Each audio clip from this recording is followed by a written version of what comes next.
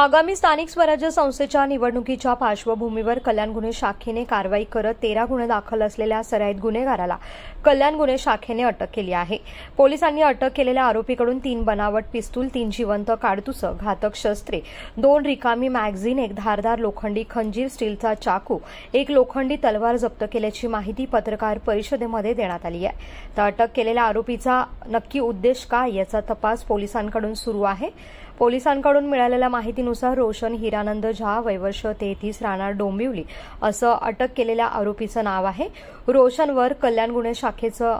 लक्ष होतं। तर सहाय्यक पोलीस निरीक्षक दत्ताराम भोसले यांना मिळालेल्या माहितीनुसार रोशन हा गावठी बनावटीचे पिस्तूल आणि घातक शस्त्र विक्री करतानाच घेऊन आला होता। तर रोशनने ही शस्त्र त्याच्या राहत्या घरी लपवून ठेवली होती आणि याबद्दलची माहिती पोलिसांना मिळाली आणि त्यानंतर पोलिसांनी त्याच्या घरावर छापा टाकून रोशनला अटक केली आहे आणि या प्रकरणी रोशन विरोधात मानपाडा पोलीस ठाण्यामध्ये गुन्हा दाखल करण्यात आला असून या पुढील तपास पोलीस निरीक्षक सर्जेराव पाटील करत आहे।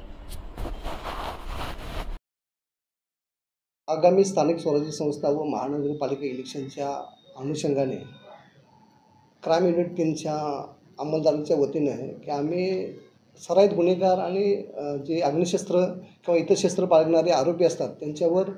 बारकाईने लक्ष ठेवत असताना दिनांक 13/11/2025 रोजी आमच्या युनिटचे ASI दत्ताराम भोसले यांना एक गोपनीय माहिती मिळाली की गोकुळधाम बिल्डिंग दिसलेपाडा येथील सी विंग 202 रूम नंबर येथे रेकॉर्डवरील इसम नामे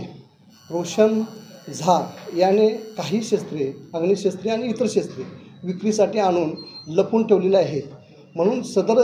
बातमीची शहानिशा करण्याकरता आम्ही सदर ठिकाणी 2 पंचासह आणि पंच अंतर्गत पंचनामा साहित्यासह आम्ही तिथे गेलो असता तर तिथे छापा कारवाई केली असता तिथे आम्हाला एकूण 3 गावठी बनावटीचे पिस्टल आम्हाला मिळून आले,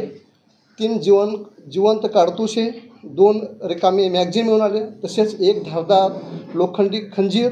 2 धारदार स्टीलचे चाकू, 1 लोखंडी धारदार तलवार असे एकूण 2,12,500 रुपये किमतीचा विनापरवाना अग्निशस्त्र व घातक शस्त्रे मिळून आलेले असून ते आम्ही जप्त करून सदर इसमाला ताब्यात घेऊन मानपाडा पोलीस ठाणा येथे गुन्हा क्रमांक 1371/2025 भारतीय हत्यार कायदा कलम 3-4-25 सह महाराष्ट्र पोलीस अधिनियम कलम 37(1)(135) प्रमाणे गुन्हा दाखल केला असून दिनांक 14/11/2025 रोजी सदर आरोपीतास आम्ही मान्य न्यायालयापुढे हजर केले असता मान्य न्यायालयाने त्यांना 4 दिवसाची पोलीस कस्टडी दिली होती। त्या दरम्यान त्याच्याकडे आम्ही इतर हत्याराविषयी चौकशी केलेली आहे आणि अजूनही चौकशी आमची चालू आहे। कोकणासह परिसरातील ताज्या घडामोडींसाठी सागर डिजिटलला सबस्क्राईब करा आणि नोटिफिकेशनसाठी बेल आयकॉनवर प्रेस करा।